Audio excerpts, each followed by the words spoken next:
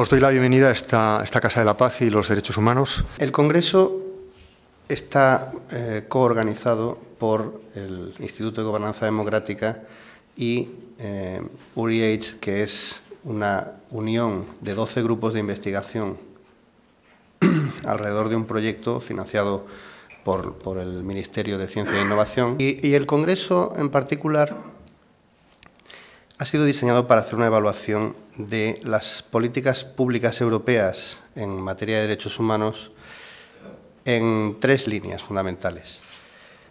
La vinculación entre derechos humanos y cooperación al desarrollo, la acción exterior tanto de los Estados como de las corporaciones en materia de derechos humanos y los derechos económicos, sociales y culturales como señal de identidad específica europea. Hoy voy a hablar de 3 temas principales. Sería un viaje conceptual, hablando sobre la relación entre la democracia y los derechos humanos.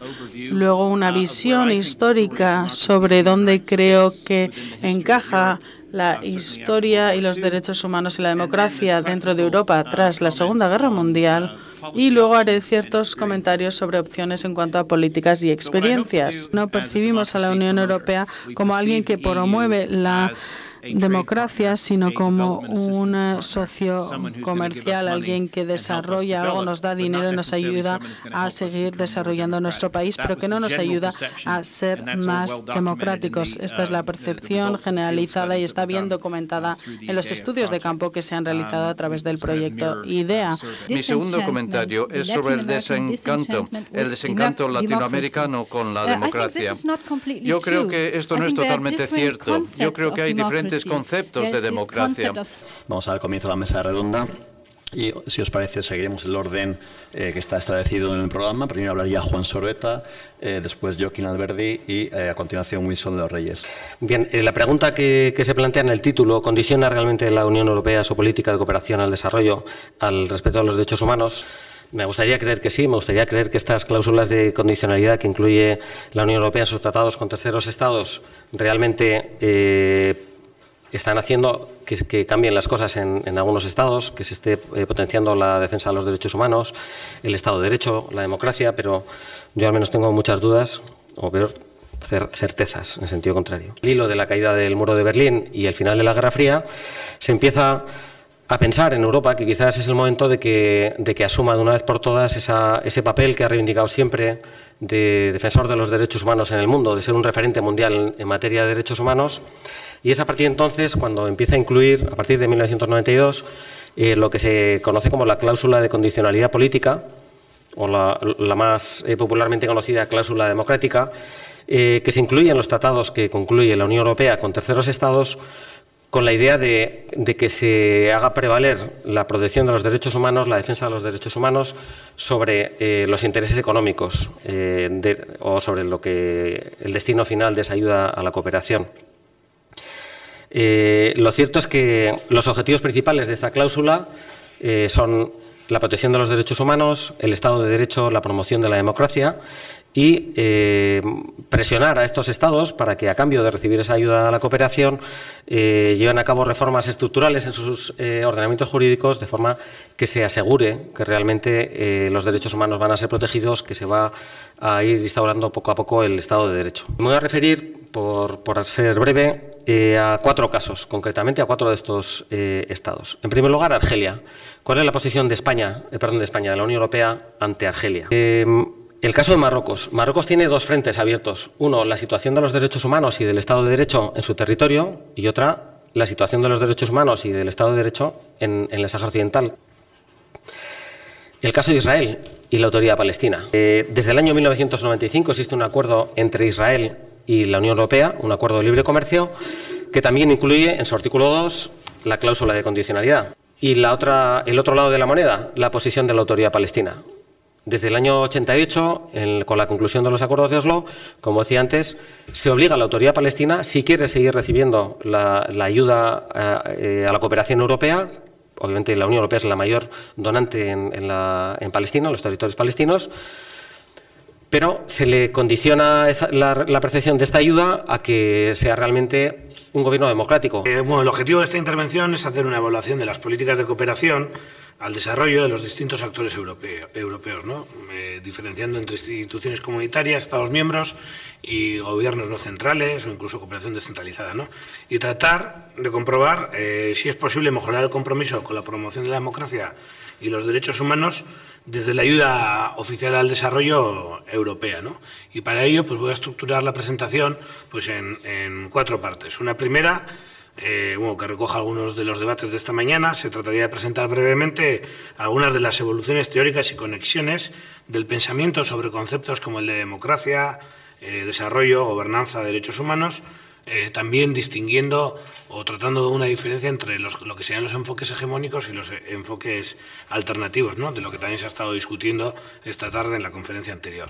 Una segunda parte en la que trataría de hacer una breve presentación del funcionamiento práctico de la condicionalidad política y de los debates actuales de la ayuda oficial al desarrollo orientada a la democratización y a los derechos humanos. Y, bueno, en tercer lugar, pues una breve descripción de las políticas de cooperación para la promoción de la democracia y los derechos humanos de las instituciones comunitarias, a modo de ejemplo de España y a modo de una cooperación descentralizada del País Vasco, para terminar pues con unas valoraciones críticas con este compromiso con los derechos humanos desde las cooperaciones europeas, aunque modestamente intentaré también dar algunas ideas pues para tratar de ir mejorando esos compromisos, aunque la verdad es que está un poco complicado. Vamos a cambiar un poco de frente y hablar sobre cooperación en derechos humanos específicamente desde una perspectiva mucho más de terreno, que es lo que tal vez puede ser más interesante, y cómo a la pregunta que mencionabas antes de si el vaso está, o si la perspectiva es más optimista que pesimista, claro, podría ser un poco más negativa en términos generales, pero también hay buenas prácticas o también hay buenas actividades que podría o que valdría la pena resaltar, y que es algo de lo que vamos a hacer aquí. En cuanto a cómo llegamos a esta información, me gustaría decir que más allá de la experiencia personal, consulté con ambos bandos, ¿no? Con los cooperantes y con los receptores de cooperación y la gente que se mueve en este mundo de la cooperación. Ahora, llegando a las conclusiones preliminares de que la cooperación internacional en materia de derechos humanos se vincula definitivamente con un tema de legitimación estatal, y yo diría más, de manera más completa, legitimación en el sentido horizontal y legitimación en el sentido vertical.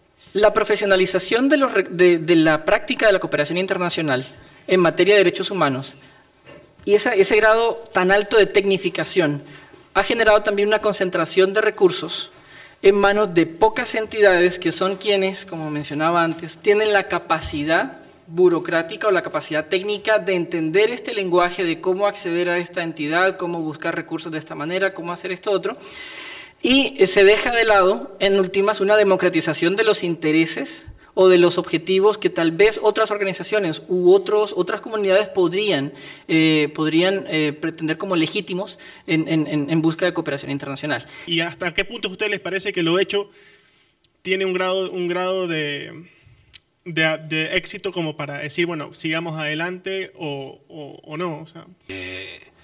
Entonces, pues bueno, yo creo que también tenemos que entender que la cooperación es muy compleja, como la mayoría de las realidades, y la tenemos que entender en su complejidad, y entendiendo que habrá buenas prácticas y habrá malas prácticas.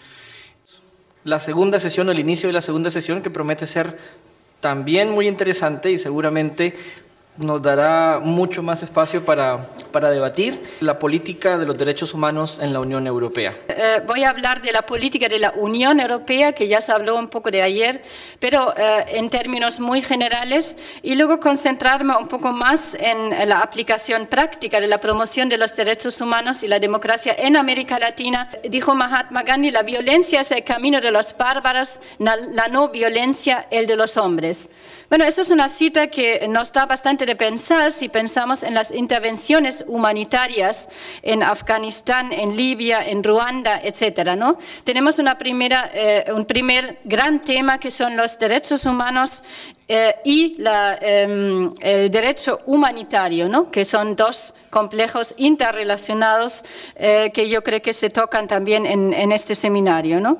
Realmente forma parte de este título, de esta sesión, la responsabilidad de los estados y de las empresas, que ni en la Unión Europea, obviamente, siempre se saca ese tema, no tenemos un consenso, somos un actor muy fragmentado.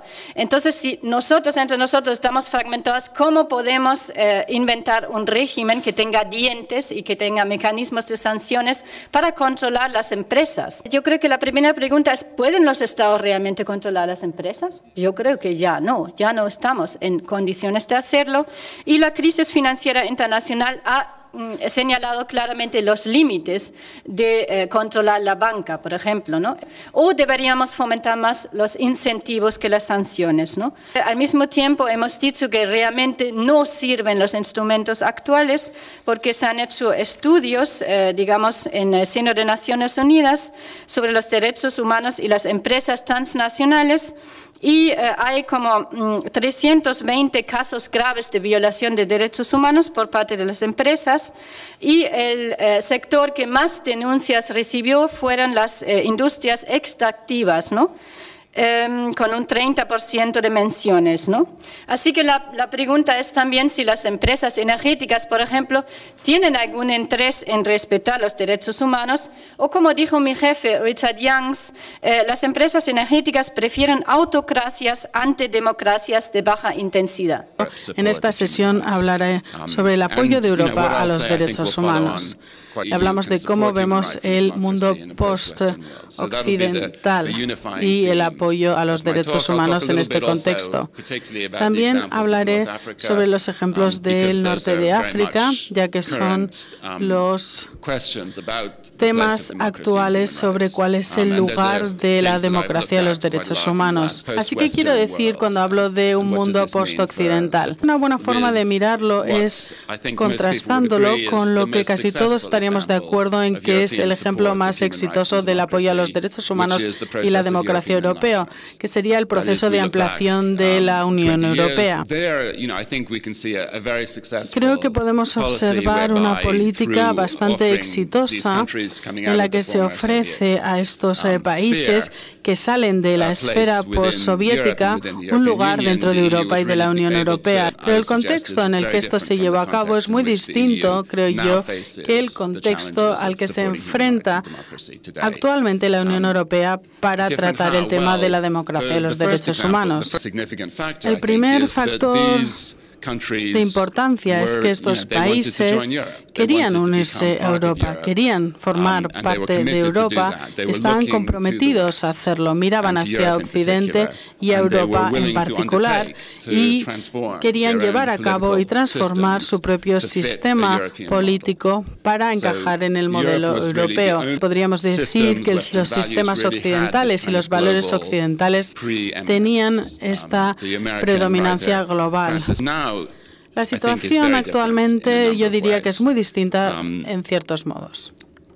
En primer lugar, hay cambios de poder. Occidente, Europa y los Estados Unidos tienen menos influencia en el mundo. Y hemos observado distintos poderes emergentes, entre los cuales China es el más dominante.